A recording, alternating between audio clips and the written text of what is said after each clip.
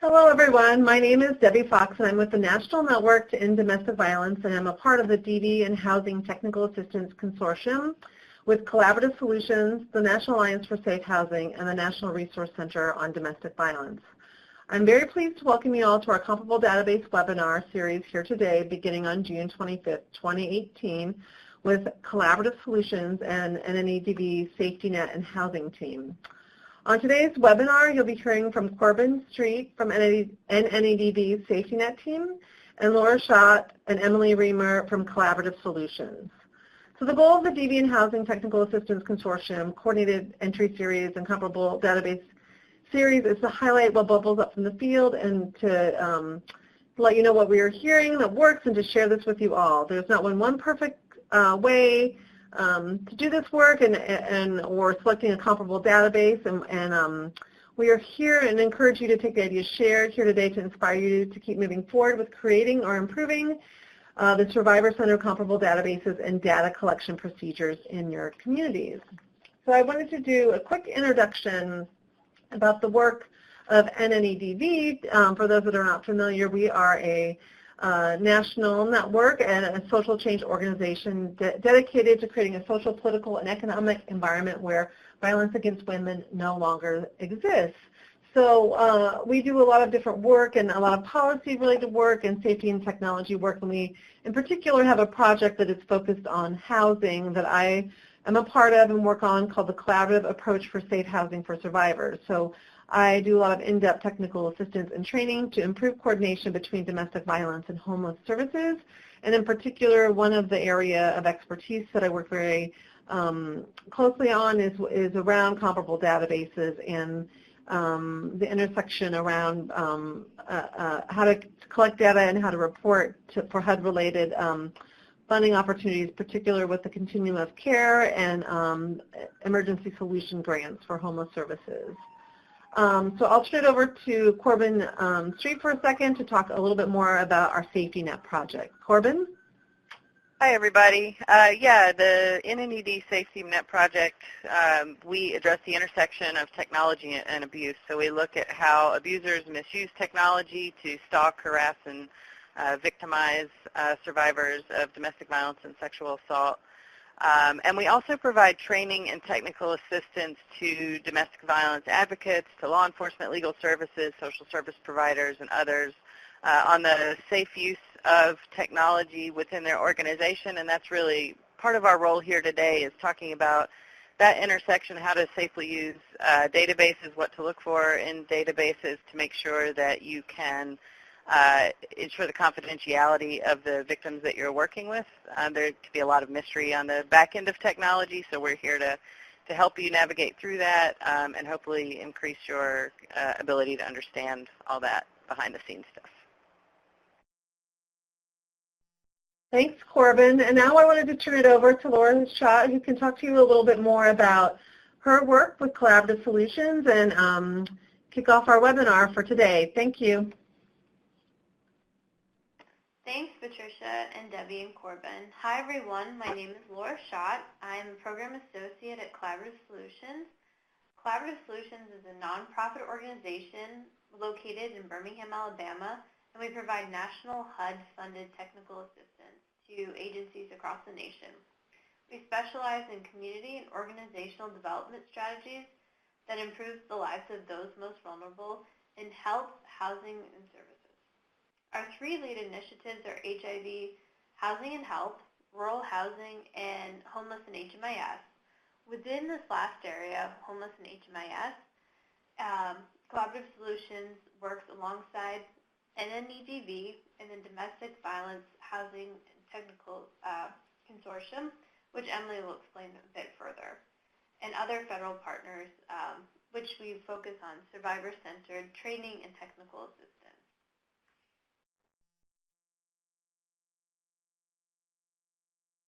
Great. Thank you, Laura. Hi, everyone. This is Emily. Welcome to our webinar today. So just to reiterate, essentially, what has been said so far. So NNEDV is representing, the victim service provider side and the domestic violence survivor side of trying to navigate these processes, and Collaborative Solutions is representing the housing and HUD side, and trying to model for the communities what it takes, right, for those relationships to put policy into practice, which on paper, as we all know, can sound really great, and then rubber meets the road, and we start finding out what the struggles are. So let's move on just to tell you about our consortium, which we've mentioned a few different ways. There are 4 of us. So we've mentioned Collaborative Solutions, and we've mentioned National Network to End Domestic Violence, the National Network, the National Resource Center, on domestic violence, and the National Alliance for Safe Housing. Those are our 2 of the 4 technical assistance providers that make up the TA Consortium. And then we work very closely with the FVPSA office, DOJ, OVW, and the SNAP's office of HUD, for those of you familiar with the special needs assistance programs, to make sure that the technical assistance we're providing is aligned with the compliance standards set forth by those federal funders. And so obviously this webinar is a product out of that, and we may refer back to this consortium along the way. But we wanted you guys to know the groups working behind this, and so that's who we are. This consortium, moving on, focuses on the training policy. How do we put all of these great things into practice? Through that, we work on resource development. Some of you may have seen things like coordinated entry FAQs for domestic violence survivors, or guidance around doing the point-in-time count with survivors. Things like that are things that the consortium has worked on alongside with the federal partners to get what's needed out into the field. There's a website called safehousingpartnerships.org. Hopefully you see that on your screen, and we want you to consider that as a resource. It houses a lot of the products we've just mentioned, as well as opportunities to request additional technical assistance. So we are about trying to bring best practices along with policy, and helping those of you doing the great work in the field move that forward. This slide gives you a little bit more about what I just said, and you'll find this when you go to that website that I just mentioned. Again, that's safehousingpartnerships.org. And I will move this back over to my colleagues to talk about now what we're actually here to do today, now that you know who we are. Thanks, Emily. So among our objectives today are to first guide users and system admins through the background and knowledge of HMIS, or Homeless Management Information Systems, and comparable databases. We're going to look at how the two interact and overlap, and where they do not overlap. Next, we're going to examine the comparable database decision tree, which is where and when comparable databases need to be used and when they're needed. And lastly, we're going to better work to understand the funding sources and what's required of them in comparable databases and in terms of data for those that receive HUD COC funds and HUD ESG funds.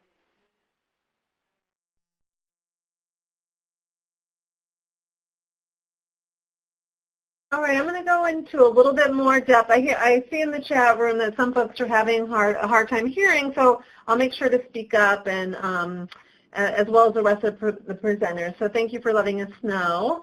So I just wanted to do a back to the basics of so why comparable databases, why are we here, and what does this mean for the field? So just a basic overview on HMIS and VAWA confidentiality.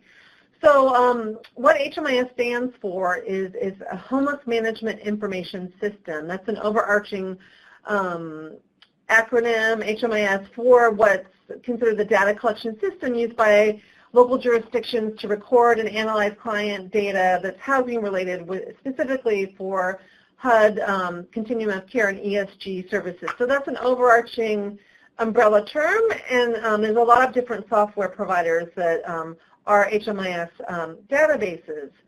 So VAWA-funded victim service providers are prohibited from entering client-level data into a local HMIS software database. And so how the legislation is written, providers must enter data into what's known as a comparable database. So a comparable database is basically where victim service providers can enter in their information. So it is owned by the local domestic violence program, and it is not owned by anyone external outside their agency. And Corbin will go into a little bit more depth about what that looks like when they talk about more of the nuts and bolts of comparable databases and how to select a comparable database. So, so folks know the federal partners at the federal level, the federal funders from the Office on Violence Against Women, the Office of Victims of Crime, Health and Human Services at FVPSA and HUD are all working very closely together as they are the entities that brought together the DV and Housing Technical Assistance Consortium, and they're working very closely to help develop solutions that will work and help communities understand the nature of homelessness while also addressing the safety concerns and the data collection concerns of victims. So that's something that they're working on, and something that we as technical assistance providers with the Housing Consortium are also busy working on with webinars like this and a lot of guidance and policy guidance that we're developing and releasing out to the field. So a little bit of guidance requirements that have been in progress for some time now, but we're hoping to get some more out in the future from the federal partners, and so there's a better understanding in regards to data collection and sharing information. But what we do know, and victim service providers we hope know, is that no personal identifying information can be shared with federal funders or outside parties, that it all must be in the aggregate level. And there are a lot of concerns in the field, and we hear a lot when I'm getting TA questions from folks, that there are issues around concerns about competitiveness at the local level or at the balance of state level around data quality, and concerns if survivors are not answering the questions, and how that plays into the competitiveness at the NOFA competition level, and also what does it mean to aggregate things like Social Security numbers. So those are definitely things that we hear of in the field, and we are working to come up with solutions, because things don't always line up when things are happening at the local level. So other concerns that we do hear a lot about from the field as well with HMIS and confidentiality concerns is databases maybe not being able to report for SAGE, for the annual progress report, or for the ESG CAPER. So these are things that we're also trying to address as well, and work closely with different comparable databases to be able to do this. So victim service providers have the tools in the field to be able to report their funding, their outcomes for survivors who are getting HUD funding, and they're able to be competitive in this landscape with HUD NOFA funding. So there's lots of different issues, and we're happy to hear about them in the chat room, and to talk about it more during our Q&A portion of the webinar. And then on to the next slide. Around HMIS and VAWA confidentiality, depending on the funding source, there are different requirements for entering and sharing data. So victim service providers that are funded by FVPSA or VAWA obviously cannot enter client data into HMIS, and the non-victim service providers that are not funded by VAWA or FVPSA are required to enter the personally identifying information into HMIS for their clients. And it's important to know, and there's a lot of HUD guidance around this and around coordinated entry guidance that's been published, that clients, whether or not they're a victim of domestic violence or they're going through the mainstream homeless services, if they refuse to have their information shared with other providers, there still must be a system in place for them to be able to access and allowed to have access to housing resources in their communities. So it's best practice not only for for serving victims, but also anyone that's coming through the homeless system's door, to make sure that those who are not wanting to share their information and wanting privacy, that they can still access services. So I'm going to pass it on to Laura, who's going to talk a little bit more about funders and databases and the landscape. So Laura? Thanks, Debbie. I hope you can all hear me better. Let me know in the chat box if you cannot.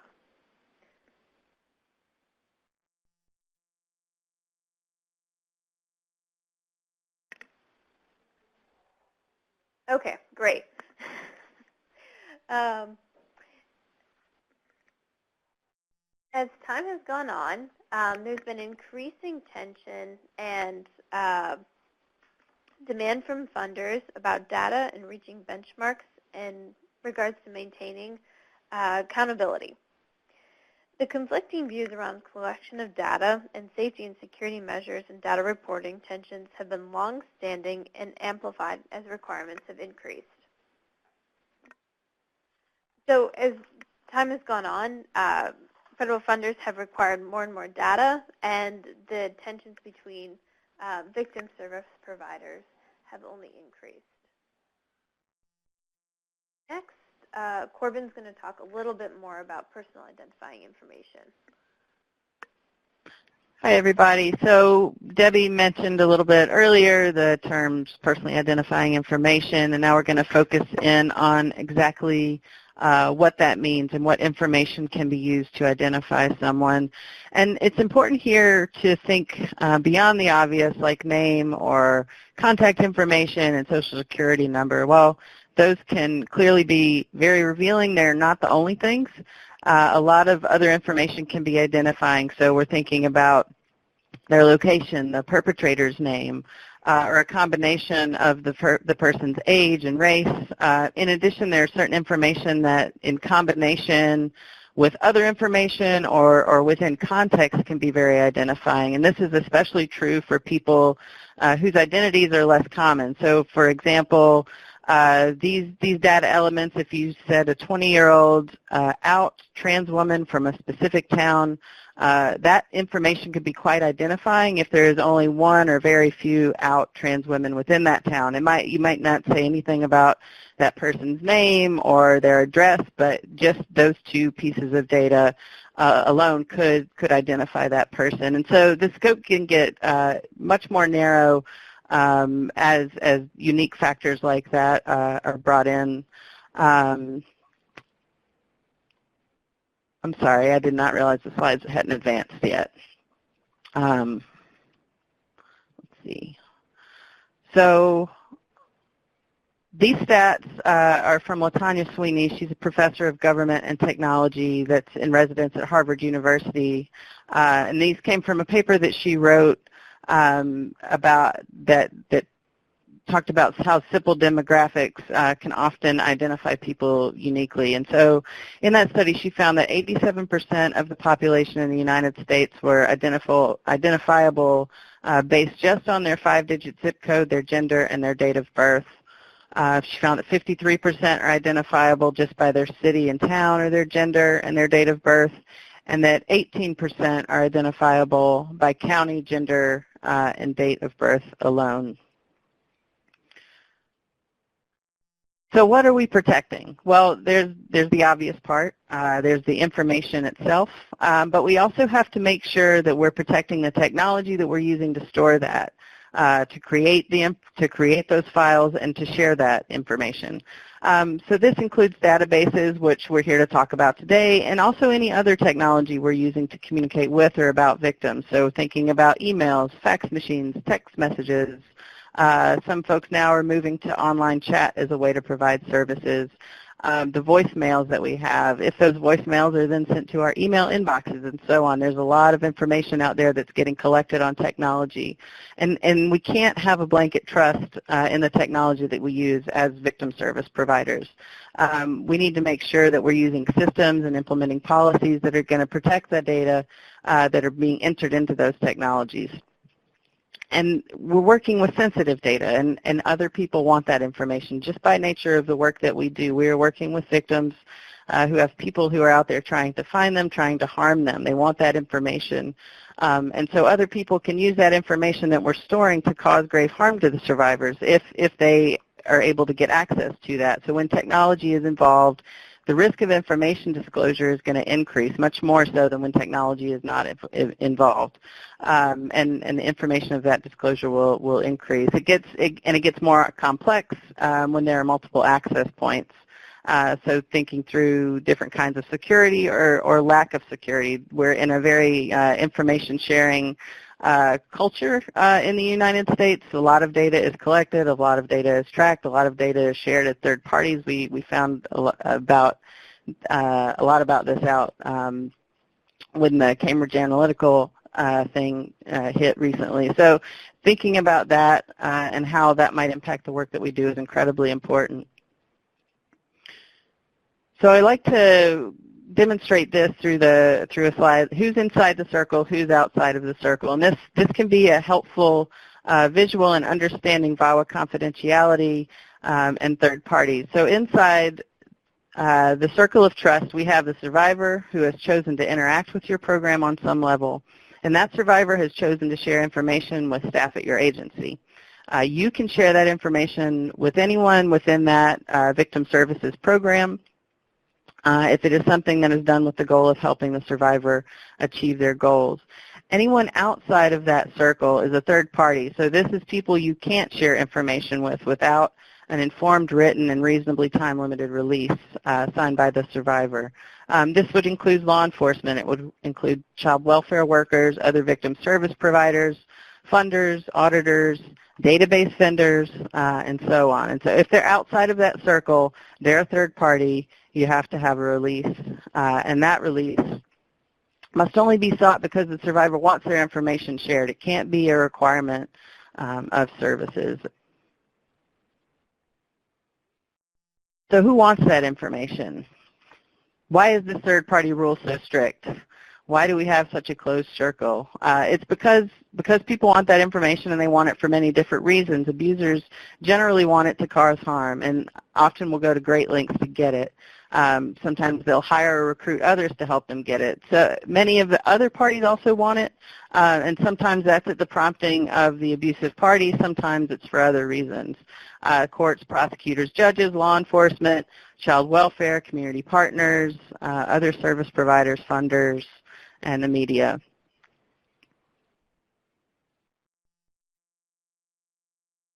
So these are the things that can be shared without a release. Aggregate data, general trends, and some hypothetical cases. So along with the many database inquiries we get at Safety Net, we also get a lot of technical assistance questions around sharing information within community collaborations and family justice centers. Different partners in a multidisciplinary team may have different confidentiality requirements, and each partner needs to understand their own respective obligations within that context. So for example, police and prosecutors don't need a release to speak about a case that they're working, but an advocate that is from a VAWA-funded nonprofit agency can only speak about a survivor if the survivor has signed a release of information allowing that specific disclosure, and if that survivor knows exactly who that information is going to be released to. However, the nonprofit DV agency or its representatives can talk more generally about many things that are useful to those groups. So we're thinking about like domestic violence and sexual assault dynamics, or services that are available, or information that has been aggregated, general information that is not personally identifying. The nonprofit advocate can also gather information from those partnerships that could be helpful to a survivor. So could learn information about cases. Without revealing information about that survivor, they can take in information and then share that back to the survivor. And now I'm going to dig a bit into aggregate data.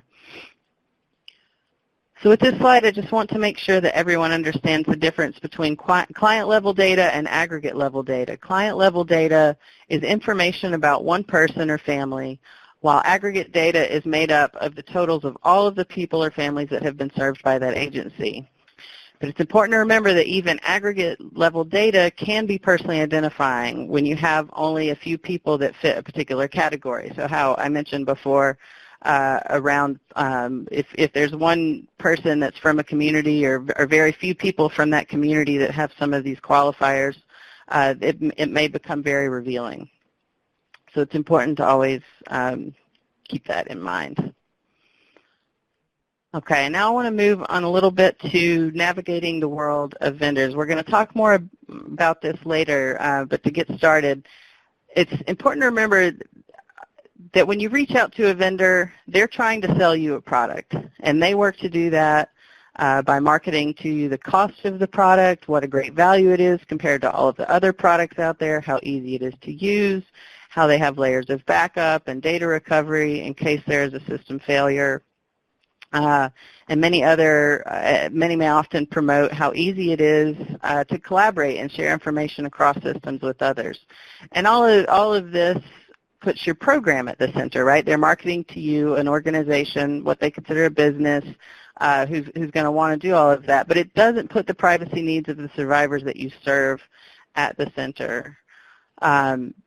Survivors need you to prioritize very different things. They have very different needs than the vendors are often considering. Much of this software hasn't been built with survivors in mind.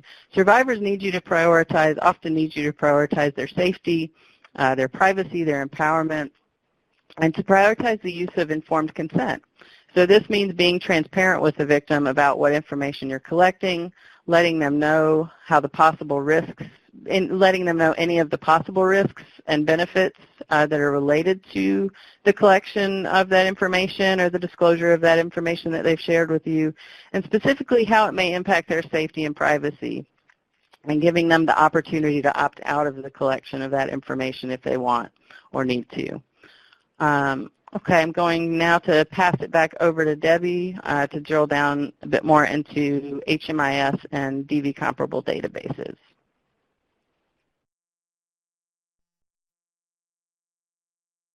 Oh, so I was muted. Thank you, Corbin. So I'm going to talk a little bit more comparable databases, and I mentioned some of this a little bit earlier, but as I said, so comparable databases must protect victim privacy by providing only non-identifying aggregate data to reports to HUD. So, and also the comparable database must comply with all HUD HMIS requirements, including producing a CSV file. So there needs to be a way for you to enter your data into your comparable database, and then you should be able to upload that file into the SAGE reporting portal. So these are all great things to ask when you're shopping around or trying to consider a comparable database if this is a possibility. And there's HUD monthly vendor calls for those who are HMIS operators and comparable database operators. So it's very important that your comparable database is connected to HUD and part of those vendor calls so they can stay in compliance and up to speed with all the changes that are happening, and they do happen pretty quickly. So we do hear a lot of calls from the field of not being able to do the reporting that's needed to be able to stay in compliance. So it's also important to note, and with the new HUD NOFA that was released last week, that comparable databases can be purchased and operated by using HUD Continuum of Care and Emergency Solutions grants. We have seen many creative ways that victim service providers and continuums of care have cobbled together the resources and the money to be able to fund a comparable database that is necessary to be able to get these funds. And so a lot of times we get calls that we want a stamp of approval for a comparable database, but really, you know, there's a lot of options for different software providers, but really your local COC will give you the stamp of approval and ensure that it is a comparable database and meets all of the requirements of an HMIS system. I'm trying to think if there's anything else in regards to what we're hearing in the field. I think that is it. I'll pass it over to Emily next, who will talk about the HARTH Act and HMIS data standards. Great, thank you, Debbie. So moving along to this slide, this particular slide titled HARTH Act and HMIS Data Standards is a way of just sort of reminding all of us where did all of this come from. And so, you know, we want to think back to the HARTH Act and some of the intent related to putting that in effect, and you're starting to finally see how some of this is hitting the ground. And so, you know, the HMIS data standards, they are updated every year. They are renamed every 3 years. So the most current version for HMIS data standards is from 2017. And this is where you always want to go back to if you're concerned about your own compliance or your data requirements. Are they meeting them? Are you meeting your funders' requirements as it pertains to HUD? You want to revisit the HMIS data standards again from 2017. And I want to say, I know there's some things happening in the chat box that are great. Amanda, we weren't ignoring you. You always ask such great questions that make us think especially hard. And so I see some of that happening there, and we can also touch base during the Q&A, but I just wanted to acknowledge that. You want to know that if you already have a database, you want to ensure, like Debbie just said, that it's possible to upload it to SAGE. For those of you, the CSV file is comma-separated values, and this is all part of what's been stated so far to make sure that data is aggregate level and not client-specific. We also want to make sure that you guys know that there is a domestic violence, well, it's not domestic violence, there is a vendor call that HUD does with any COCs or grantees on a monthly basis, and this is a time for them to work directly with vendors to make sure that they're providing tools and resources that are compliant with federal guidance. And so if you are a community that is either considering a switch of a vendor, or you're concerned about if your current vendor is compliant, please reach out to us, and we will try to link that vendor with that monthly call. I didn't read this slide to you guys. I feel like we've said some of these things, but since we want to really emphasize them, we don't want continuums of care to feel pressure to provide information, right? HUD is not looking to put survivor at risk by any means, quite the opposite intent. The struggle is when we are trying to figure out the story of a survivor, right? And what services are they touching? Where are they landing? Where are they returning, not returning? All of those pieces that help us continue to improve our services. That's really, the information that HUD is looking to evaluate. I know that this slide could be ridden with questions, but we will have the Q&A. So there is in your thank you, Corbin, for putting those links in the chat box. Under your material section of your webinar, you should have a link to go to a what's called the Comparable Database Decision Tree, and that is a mapping, essentially, of whether or not you need to be moving forward with a comparable database. The real obvious question to start with is if you're a victim service provider. The way that HUD is defining that is if the folks, your population is 75% or more survivor-based. And working with survivors is aligned with your mission. Those are the qualifiers for whether or not HUD considers you a victim service provider, or VSP, as we often say. This decision tree, and hopefully you're able to review that, and it'll also be sent as follow-up materials, then walks you through funding source, whether you receive that funding source related to FVPSA, OVC, or OCV and OVW to support specific projects, and then it goes on from there just like any other decision tree to help communities navigate to where they sit in this piece of it. You'll see on this slide, it puts a couple of those questions up there, but it's really important to look at the decision tree that's uploaded on your webinar. We'll give you the real specific questions, as well as some footnotes that may be important to you as you figure out how that question applies to your program. And I think this is coming back to you, Corbin. Thanks so much. I also see that there's a lot of conversation happening in the chat around confidentiality obligations and releases of information, and I want to do a plug for a toolkit that we have, and I'll put some links in the chat box when I'm done going through the next few slides. But we have a confidentiality toolkit that dives really deeply into a lot of these questions that are coming up. We have FAQs on survivor confidentiality releases that I think would be especially helpful that I'll drop into the chat box right now for future research. But you can also feel free to reach out to us at safetynet@nnedv.org, and I'll ask maybe one of my co-presenters to put that in. If you have any specific questions that kind of aren't about comparable databases but are around releases of information in general, I'd be happy to answer those questions. Okay, so back to the topic at hand. We're going to cover some of the essential questions for you to consider when selecting a database. So who owns the data? Remember, it's the survivor's data, and if they choose to share it with your agency, it's still inside the circle that VAWA created that we talked about a little bit earlier. And it's vital in the conversations that you're having with vendors that you get clear that the data is owned by your program, that you're the owner, not the company, not the software company. They don't take over the information and ownership of the information once you've entered it into the database. It's important that you make sure that entering that into the database is never going to transfer the ownership of that information to that company. Next, it's important to find out who has access to it. So can anyone at the software company see the information that you're putting into the database?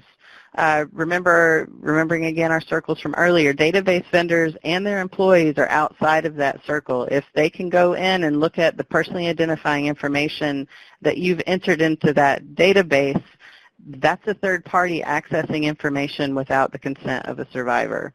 And you also need to find out where the data lives. So is it going to be stored on your own servers within the walls of your program? There's some software out there that does that. Is it going to be stored in the cloud? And which always brings us to the question, what is this mysterious cloud? People say this all the time, and it sounds, it can be confusing, and who knows what this thing is. But the cloud is really just someone else's computer that's off-site on server farms. That image there that you saw was an image of server farms. So essentially you're just storing it on someone else's computer. These are some questions, and there's a PDF copy of these slides, so you can have these kind of in your back pocket for when you are having conversations with vendors. Also, SafetyNet and CAHS, we are happy to get on phone calls with vendors with you if you want support in asking these questions and understanding the answers of the software company. So will they sign or include a legally binding confidentiality and non-disclosure agreement if you decide to purchase their software? Exactly where will your data be housed? And this includes all of the backups of your data. Where are those going to be housed as well? Will they delete that data according to a schedule that you have prescribed? So remember, it's vital that information be kept for as short a period as possible. Sometimes these companies say, oh, we can create backups of backups forever and we'll never erase it and you'll always be able to restore that information. That's not, that might be great for many businesses out there, but it's not what a victim service agency needs. We need to keep as tight control over that information as possible, and we want to make sure that when it's deleted, when the program has deleted it, that it stays deleted. And keep in mind that vendors must absolutely be able to delete the data. However, the provider needs to be able to report on the data, so early deletion would cause data quality and reporting issues. So while we want to make sure that the vendor can delete data, you want to be able to make sure that you can get your reporting done as well. Can you extract your data at any time? Can you take all of it with you when you leave and make sure that all backups are erased? What's going to happen to your data if they sell the company or if it goes out of business? So these are all important questions to ask. Next, can the vendor access your information? Can you get your data back at any time? If you decide to cancel the contract, can they move or release or share your data without your permission? What will they do with a request from government or from law enforcement or lawyers, sometimes companies will say, oh, if we get a subpoena, we'll absolutely respond to it. We always want to comply with law enforcement, not understanding that a subpoena is a very different thing from a court order or a warrant. So you want to make sure that they're going to come to you if they get any requests for information, that they're going to come to you with those requests for information and to find out from you how they should handle it and defer to you when those requests for information come in. Also, will they provide notice if they release your information to someone else? So if they have shared that information, will they let you know that they've done that? And then really digging into their privacy policy. And again, this is something that we're happy to help with. Sometimes these things can be full of legal jargon, but we're happy to look through some of those privacy policies to see what we can find to find out how private the information actually is. And also, these are incredibly important questions, the questions around security and encryption.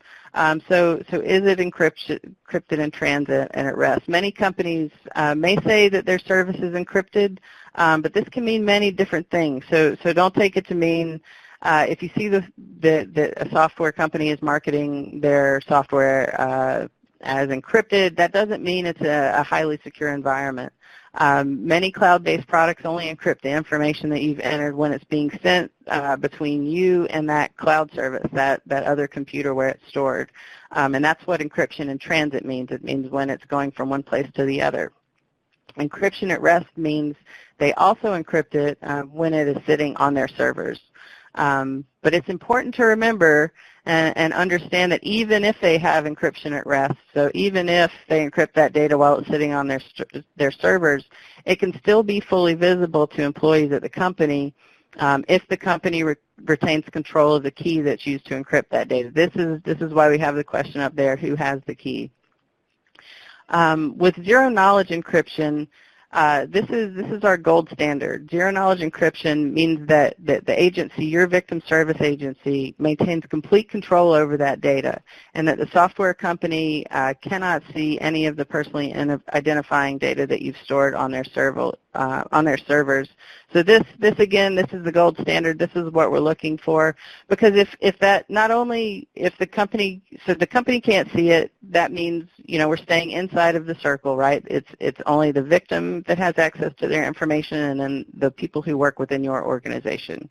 Not only that, but this protects the software company if they get a warrant or if they get a subpoena or a court order for information. The only thing that they can hand over to those people that are requesting it or those organizations are requesting it is information that no one will be able to interpret. It's going to be encrypted. It's going to be completely unreadable. And that way the person who's put in the request or the subpoena or the court order, they have to come to your organization, back to the victim service organization, to request that information. It gives the victim service agency back control over information sharing. And I'm going to put a link in here in the chat box from our tech safety website around zero-knowledge encryption. It goes deeper into what it is. So for folks that are curious about that and understanding it more, you can check that resource out. Other questions to ask include, will the company inform you, if they get any requests, or if their servers have been hacked or breached, and what those policies are. Will they do it as soon as it happens? Are they going to wait 90 days before they tell you that they were hacked? And again, then you need to figure out as an organization how you are going to disclose that information to victims. If the software company has been hacked and if information has been compromised, you also need to develop a strategy for how you will or share that information with victims, because we can't just call up victims and say, oh no, the information was hacked. There's a risk when we make a phone call. So we have to come up also with our own policies around what we're going to do around that. Also, do they perform security audits? Do the software companies perform security audits? And basically this means, do they test their software regularly for any security vulnerabilities that might have come up that need to be fixed with updates? Another important thing to consider, and sometimes this gets overlooked, is the total cost of ownership. So there are the initial fees, and this is kind of what we often get focused in on and sort of forget about the rest. So this is the database product itself, and then the import of any existing records that you already have. But we also want to look at the customization. How much is it going to cost if you want to have unique form fields put in or reports generated? If you want to have different access levels, so that directors have a certain level of access that's going to be different from advocates who may only be able to enter it but not see all of the data itself together. What if you need to increase the capacity at any point? How much is that going to cost? So finding out in advance what the maximum number of records that you can store in the database are, the maximum number of users that you can have entering data into that, any special features that you want. And then asking how much it's going to cost to increase any of those, so you kind of have an idea up front of how to anticipate future costs that might not be in that initial fee. And then thinking about technical support from the software company. So what do they provide that's included within the base cost? What if you need more support than they initially anticipated? So if they budget in, 10 hours a year, costs a certain amount of money. What if you need, and this is often the case, that organizations need much more support, technical support from the software company than the software company initially anticipates. How much is it going to cost if you need to double that or triple that amount of support that you need from them? Also thinking through the technology, so not just the software itself, but also any hardware upgrades you may need to put into place. Some of the databases require newer computers or newer kind of supporting software. So your operating system, for instance, if the organization is running a lot of old operating systems, you might have to consider upgrading all of those in order for the software to work. Thinking about the cost of internet access, et cetera.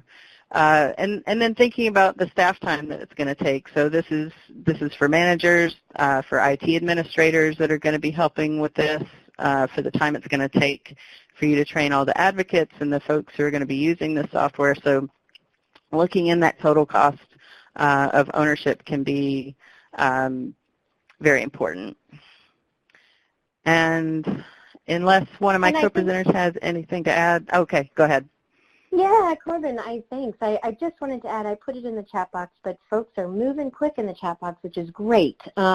But just for those that missed it, I know there's questions a lot of times of what costs related to all of this will HUD cover. And so just to reiterate, so if your project or program has an HMIS in line item within your budget, it's an eligible, activity to be funded by HUD, and then also referencing the COC interim rule. So for COC recipients out there, there's a list of eligible activities, some of which apply to the comparable database. So just wanted to make sure that was heard, because I know it's a big question mark for folks.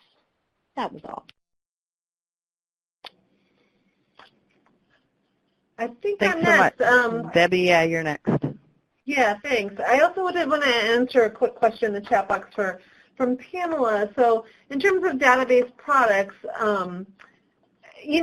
what happens when you are soliciting software vendors is those are questions you want to ask. So I know of no database that's shelf ready that has all of the various different funding streams. We have so many cost centers with our social services and domestic violence programs in our country. So and things do change with funders pretty quickly. So there's not anything that's shelf ready, but what you would do is work with your software company that you're considering, whatever company you work with, and just let them know, in addition to the HUD, many of them that are comparable databases already have all the HUD data points in their software. But if you wanted to also be collecting for foundations or local funding or other federal funders like VOCA, VAWA, or FVPSA, that would be something that you would work closely with them to build that out in the software. And of course, that would probably take additional resources and money, but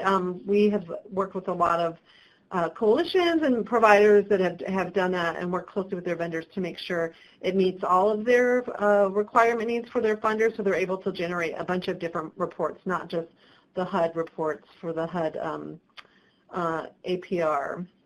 So I did want to go into a little bit of the national landscape just to give a big, broad policy, big picture of you know, why comparable databases and why this is important and why it's not going to go away anytime soon, because we are working closely with HUD and with Congress. This past year, the work of the DV Housing Consortium and NNEDV, our policy work, we got $50 million in the omnibus budget back in March.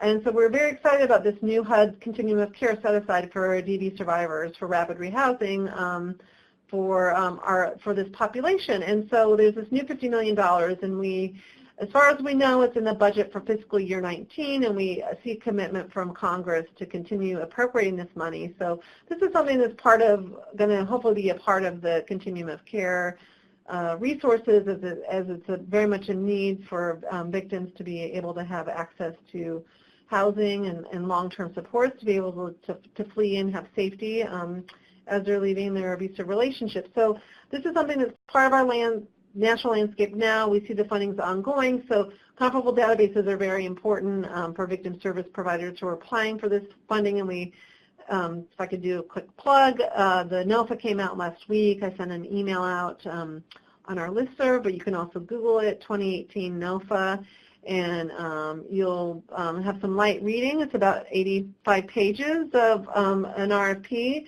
And it goes into great detail about the domestic violence bonus project that's part of the fiscal year 2018 HUD appropriations from this past year's Congress budget. So please take a look at that, and please consider applying as a victim service provider or partnering with your balance of state or continuum of care. And we also are available to provide TA on that and help you think through possibilities of applying for that. So victim service providers will be applying for these funds, hopefully, so you will need to be thinking about the comparable database piece so you can report to HUD on the funds. And then also, as Emily mentioned earlier, there is the comparable database decision tree document that we also will be sending out. So it's also important for continuums of care and HMIS leads to be thinking about this as well, because if you are having a project that's 100% serving victims, we highly encourage you all to have a comparable database and to keep that information safe and confidential, and have best practices in the field around the confidentiality protection. So there's a lot of work happening at the national level to continue having these investments, and so we see it definitely layered and intertwined in our work and not going away anytime soon. So that's very important. And then just another plug in terms of like the larger landscape, there is the USICH, the U.S. Interagency Council on Homelessness work on ending family youth homelessness. So there's the national focus as well. And then we also at NNEDV are doing a lot of work on housing policy in terms of the HEALS Act, which is the Helping End Abusive Relationships Act that was also legislation that was introduced back in the December that is also trying to encourage transitional housing and resources for transitional housing to be a part of the offerings with HUD housing resources. So a lot of exciting work is happening on the national level, and comparable databases and HUD funding with the most recent NOFA are going to be part of our work, so it's here to stay. So I also wanted to highlight on the next slide some recent and upcoming guidance, and I've seen Corbin and Emily doing a great job of plugging in a lot of resources in our chat box, but we have the comparable database decision tree, which recently came out that we are sharing with you all. We have a document about comparable databases, kind of a 101 overview, what victim service providers need to know about that. And that's just a quick two-pager that kind of gives you a quick overview, and definitely when you're in the midst of making these decisions, it's a lot more complicated about what you want to purchase and what you want to be asking software companies. So like Corbin mentioned, we're available to provide additional TA and training around that, and do on in-depth. We have a work closely with the Confidentiality Institute and are able to provide some more detailed information in terms of like thinking about contracts and more in-depth pieces when you're making a big purchase like this. And then HUD is in the works of providing and working on more comparable database detail and clarification forthcoming. So we're excited that that's happening as well. And then I also wanted to highlight, as part of the series, this is the first part of the series, just a broad overview of HMIS and comparable databases. What are they? We also are going to go a little bit more in depth with peer-to-peer learning, and we're highlighting a couple different state coalitions who are already in the process and have rolled out their comparable databases. So we'll be highlighting the Iowa Coalition Against Domestic Violence and their Empower DB comparable database. That's a web-based database that they are using and have rolled out statewide to their programs, and that's coming up on July 9th. You can register on one of the links when we sent out the email about this webinar. It's included there, so you can register there. And then we're also going to do a spotlight with the Texas Council on Family Violence, and the database that they are using is called Osmium Women's Shelter Comparable Database, and that will be on July 16th. And just a hashtag, not hashtag, an asterisk caveat, just to let you all know, while we are highlighting a couple of different databases, as national TA providers, we're not endorsing these databases, so you will learn from these two coalitions their processes, some of the challenges in deciding and rolling out, and how things are working, and some of the successes they've had. And they'll be able to highlight what works for them. But yeah, there isn't a kind of a one-size-fits-all or one answer. And as people might remember some years ago, and I've blocked it in my brain, you know, there was a database that a lot of folks were using that went belly up kind of in the middle of the night. So we're not endorsing any specific software because things do change very quickly in the database field. So we hope that you join us on those webinars and can get more in-depth information. And we just think it's really great timing with the HUD NOFA and the Domestic Violence Bonus Project and all the additional resources coming to our field. That'll be really helpful to have the reporting piece and to be able to think about it and plan in advance as you're writing your projects as part of the NOFA application. So at this time, Debbie, go ahead. Yeah, is it okay if I, so I see folks, all kinds of great questions popping up in the chat box, and I wanted to clarify. So there's three big things that the federal partners need to come together and agree on, and they are actively working on that. I think another meeting is even later this week to try to inch our way closer. And it's these three main areas of what do we do, vendor having access, how do we manage that and be, compliant with confidentiality. I think that came up in the chat box. What do we do when we have multiple victim service providers on the same comparable database? That's a second area. And then what about communities where HMIS, your system admin is not a victim service provider, but is a part of this process, and how do we manage that? And so those are three huge pieces, as you all very well know and are eager for answers, and we need the federal partners to continue to work as they have so far. So I wanted to just bookmark that and name it, that we're aware that some of that is behind some of these questions, that we just don't have the federal guidance yet. But I also know I missed some questions, so with that I'll stop and see where we want to go next.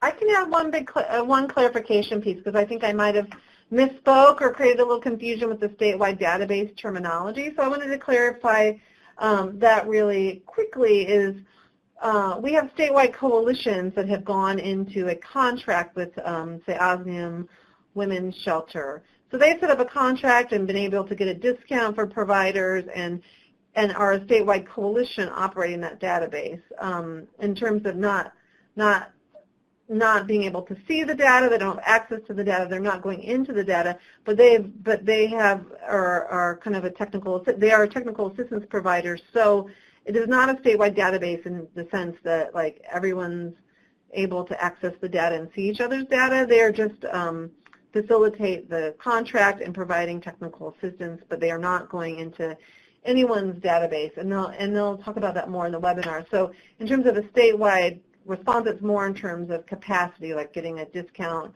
on a bulk with one software provider, being able to provide consistent TA across the state, but each individual agencies, and OSNIM is a server-based comparable database, so each agency has that software on their computer, and it's locally housed, so there's no shared data or information that's going statewide in the state of Texas. So I hope that clarifies that. Like, there might be a statewide initiative or response or capacity support and TA and training, but there is no sharing of data outside of the agency with the state coalition or with any other providers. It's still only aggregate level data that is rolled up to the funder, to HUD, or if the state coalition would want those numbers, which I don't think that they're collecting that, but that it would be rolled up in just an aggregate level. So I hope that clarifies that. And then in terms of like providing TA, they can talk about that more on their webinar, but they have like a test site. I don't like the term dummy site, but that's the term that they use. But they just have a test site that they can go in and look around. But they've never ever needed a situation where they have needed to go into someone's database to look at their information. So they'll talk about that more on the webinar. But yeah, they're providing generalized TA and work very closely with the OSNIM Women's Shelter software providers to troubleshoot any issues that a local user or a local agency might be having.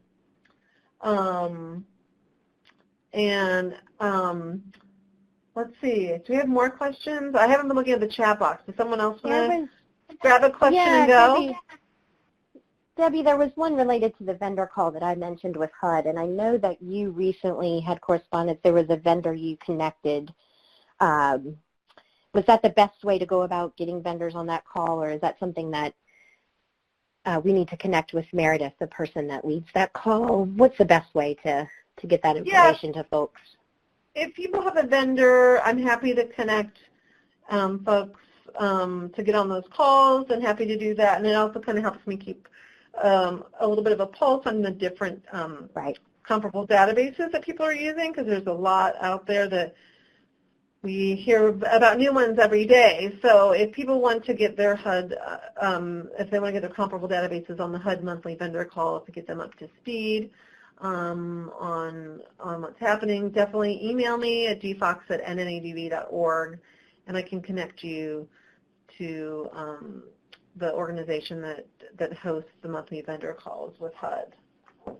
And it could also be that they're on it, and so and that that information isn't just being looped back to communities. So yes, feel free to pull us in as well if we can help make that link. I just know you guys, meaning NNEDV, had some initial screening questions that were helpful to that process. So yeah, so just to reiterate, send that question and vendor stuff our way or to Debbie, and then we'll figure out how to make that linkage if it's not made already.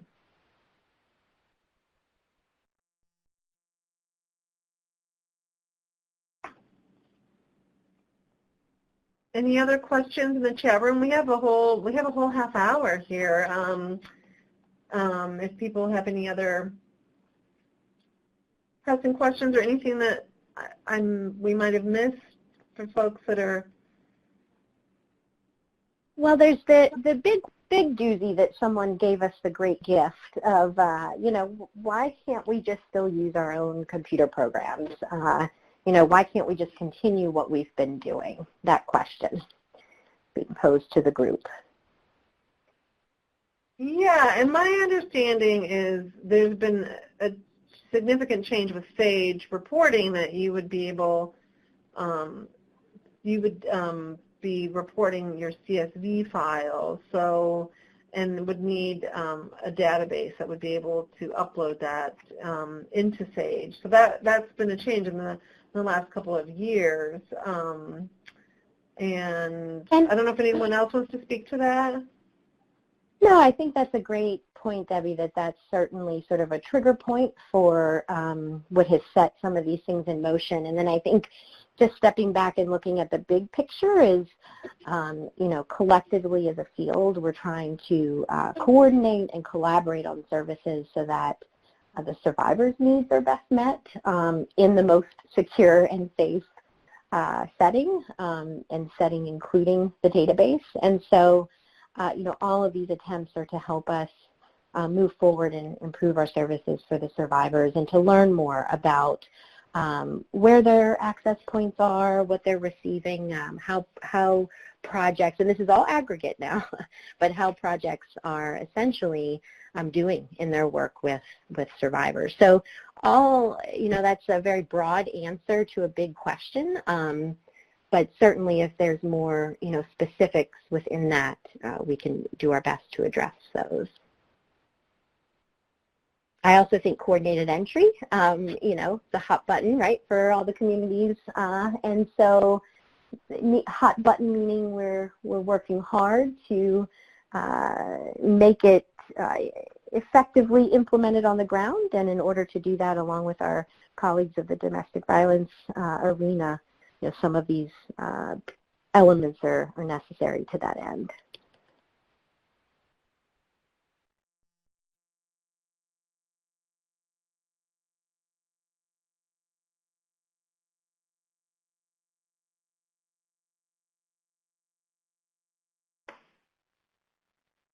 Yeah, I see, Amanda, you chimed in. I think, yeah, thank you for that. Yeah, Tricia, if you're not, this is specific, comparable databases are work like a solution in terms of trying to keep data secure and with the HARTH Act and HUD changes, there was a shift to sharing information and data. So this comparable databases are a way for us to be able to report to HUD without sharing client data, so it's at the aggregate level. So if you are a small grassroots organization that whatever you're reporting is working fine for you and you don't have any HUD reporting requirements, this might not be an issue for your program, but it is something to consider.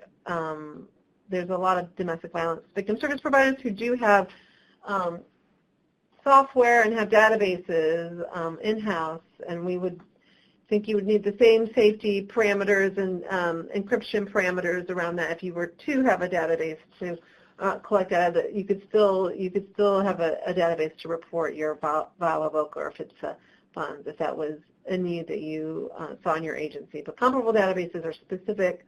It's a specific solution, so we can report on our HUD required funding if you're getting that funding.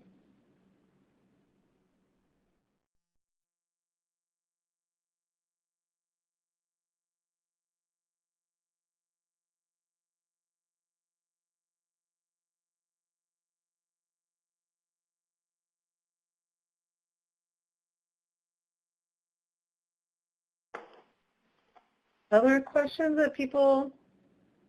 There was a question, Debbie, from David about coordinated, regarding HMIS and comparable database to have them better interface. Let me scroll up. Let me see. Yeah, David asked, has there been any discussion regarding how VAWA-covered providers using comparable databases will be able to export de-identified data for uploading into a central HMIS? Excuse me.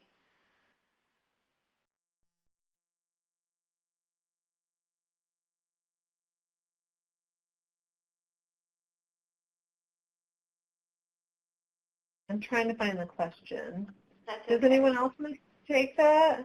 Well, I'll start and then I'll let you chime in, or if anybody else wants to chime in. It's a great question, David, especially as more and more is being put into HMIS, and there are more and more requirements that are coming out.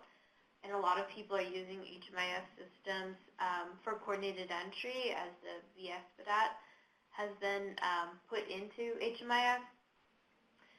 At the moment, it's still being talked about, discussed, how the two systems could better interact without compromising the privacy and confidentiality concerns. So there's nothing firm as to what to do. Some people are just using a separate coordinated entry system for domestic violence providers. Other communities are doing other things. I'd like to hear what some of your communities are doing. In the chat box, who are using HMIS for coordinated entry. Anybody have anything to add to that, Debbie? Yeah, so I just was looking at the question. So yeah, David, there is a document that we created that is coordinated entry confidentiality in practice, because as Laura was describing, and as you mentioned, there HMIS was originally used as a tool to be able to collect data and information to report. And now it's kind of broadened, and a lot of the software providers have included the VSPDAT in there, and it's also becoming the tool for like housing by name lists and how to coordinate for coordinated entry. So it's kind of expanded in terms of its scope. And so we created a document that's called Coordinated Entry Confidentiality in Practice that talks about model examples in the field and some best practices that are happening. But it's been a very challenging struggle for victims and victim service providers and to figure out how to create a system, because there's the kind of the way that the coordinated entry for the homeless system has designed it, and how we have tried to articulate the policies that or policy guidance in the document is that there has to be a way for victims or anyone who doesn't want their name or information shared in a HMIS database to have the information listed in there, but without any personally identifying information. So Connecticut has done a good job of some workarounds on that, but what that looks like is oftentimes instead of putting a victim's name into your HMIS, you wouldn't be putting a victim's name into your HMIS database, but you could put an advocate name or an agency name and a contact number. So you would have to circle back with the agency to contact them when someone's name came up on the list. And we did a lot of work with HUD and OVW and lawyers, and we determined that a number like a VSPDAT number or an assessment number, especially if it's in a range, would not be personally identifying information. So you could have like an advocate name and a whatever the number is, the score, the rank, how they are prioritized, and then that would be entered into HMIS, but it would not be any personally identifying information. Sometimes some communities don't use HMIS as their database to coordinate their housing list, and sometimes it's a Google Doc, or there's a separate doc for Google Doc for victims. So there's different ways and workarounds. People have come up with some creative solutions, but there would never be any victim names in any of those locations. It would be confidential or an advocate's name that would be included in the document. So we'll be sending out, I think we should send a link to that document as well as on the Safe Housing Partnerships website. I'm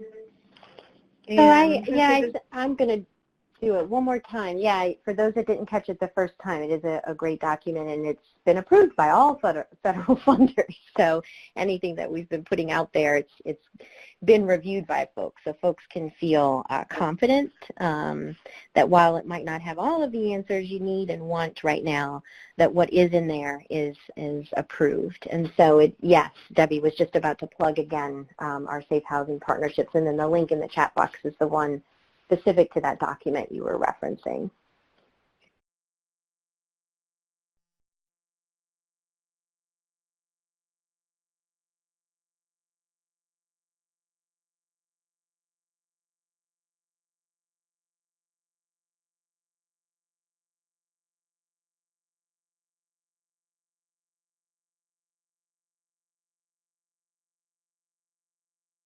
Any other questions or anything else that we've missed?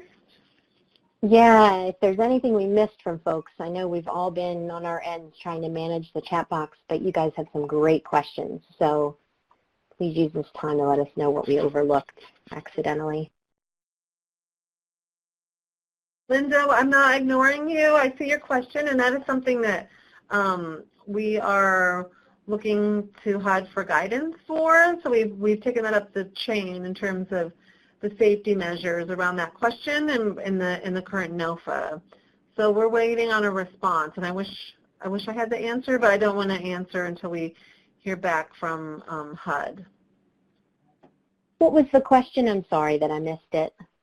In the current HUD NOFA, there's a reporting question on if safety measures are increasing for survivors. So just trying to figure out what that will look like and how that can be measured. So it was in the recent HUD NOFA. Got it. Yes, the Domestic Violence Housing Consortium, I can't take credit for this part, but my colleagues like Debbie and others from NRCDV and NASH have worked to put forth some of those questions to the SNAP's office, and Norm and that leadership team is reviewing and trying to help us be able to provide you with those answers. So thank you, Linda, for bringing that up.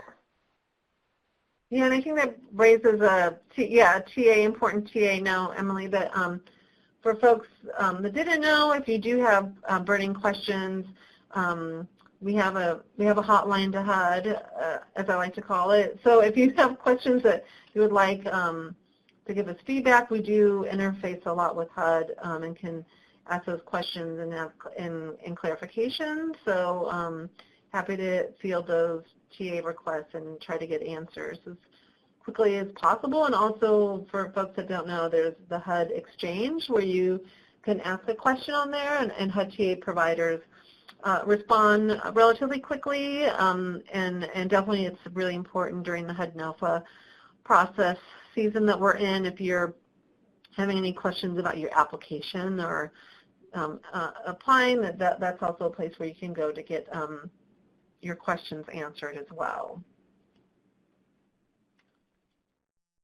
Yes, hopefully folks are familiar with what we often reference as the AAQ, which is ask a question, and they meaning HUD, have sort of reallocated, restructured their staffing of the AAQ, and so their response rate has dramatically improved. So we want to know if you have a different experience of that. And then outside, sort of unrelated to the current NOFA, but if there are larger TA engagements and you're a recipient of HUD funding, also through the HUD Exchange, you can request additional technical assistance. So that's, in addition to safe housing partnerships, there's also the HUD, what we call the Technical Assistance Portal, where things can be requested that way. So make use of our resources. We invite that and encourage it.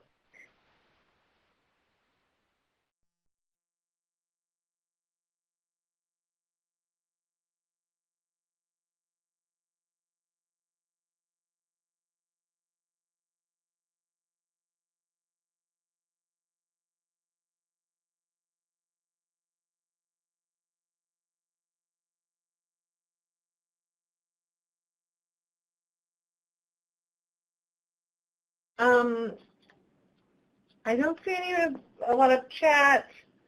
Oh, Stephen, I like you put the HR back in eSNAP. Wasn't it so nice when we could this is like so micro, but yeah, when you could just type in your answers. So we're all scrambling to try to respond to these rapid changes in the field, and there was a bit of a grace period that HUD gave to providers and victim service providers to kind of get up to speed, to try to get on board, because it definitely has been a change in the field and has created a lot of scrambling and trying to get databases online, and it's a lot of resources and not a decision to take lightly, for sure, as people as these are major purchases. And we hear stories all the time of great successes and then also some great tragedies of some databases that were purchased with a lot of money that didn't quite work out. So yeah, it's complicated and convoluted. But if there's no other questions, I like the chat box right now. It's making me laugh. If there's no other major questions, I think we can wrap up. Does anyone else have anything to add from our presenters? Just that, acknowledgement that you guys are doing really great, hard work out there without enough direction. And so we're here to help that. We know we circumvented some answers, but that's because we want to make sure that the answers we provide you are approved, and we don't give you pieces of information that then become a tragedy like Debbie described. So stay tuned, right, for as things continue to come out, and we do hope that this was helpful. That's all I have. Anything else to add, Laura or Corbin? Are you still there? Yes, thank you all for attending. Thank you all for asking such great questions. It definitely made us stop and think and go back and recheck policies. So you learn something every day and refresh something even more every day. Thank you. Yeah, and I just echo everything that all the other presenters said, and feel free to reach out to us with any questions, especially the ones that dug more into confidentiality and mandatory reporting and stuff. You can reach out to us at SafetyNet at NNEDV for that. I would suggest Debbie for all of the HMIS and comparable database questions. She's our resident expert for that. But the confidentiality stuff I'd be happy to help with as well. Thanks, everybody. And I want to do one last plug. There's 2 more comparable database webinars series that are coming up. The one for Iowa on July 9th at 11:30 a.m. Pacific time, and then also the Texas highlight, the Spotlight on Texas, on July 16th at 11 a.m. Pacific time. Come with your questions. And then also, we're always interested in hearing from communities that feel like they're doing things well or on the right path, and highlighting other communities or states or jurisdictions. So if you ever want to be highlighted on a webinar, please reach out to us as well. And I'm going to go ahead and wrap this up. So this officially brings us to the end of our webinar, and I want to thank you all for joining. On behalf of the National Network to End Domestic Violence and the DV Housing Technical Assistance Consortium partners at Collaborative Solutions, I want to thank you all for taking your time to share your expertise and on comparable databases, and I want to thank you all for everyone who joined and participated on the webinar today. We'll be sending out the PowerPoint from the webinar as well as the recording for you to share with your colleagues. Please pass it on, and then you can also find all of these resources, and the webinar will live on the Safe Housing Partnerships Safe Housing Partnerships website at safehousingpartnerships.org. And you'll also find additional resources on the intersection of DV and housing and homelessness there as well. So thank you all again for participating, and have a great day.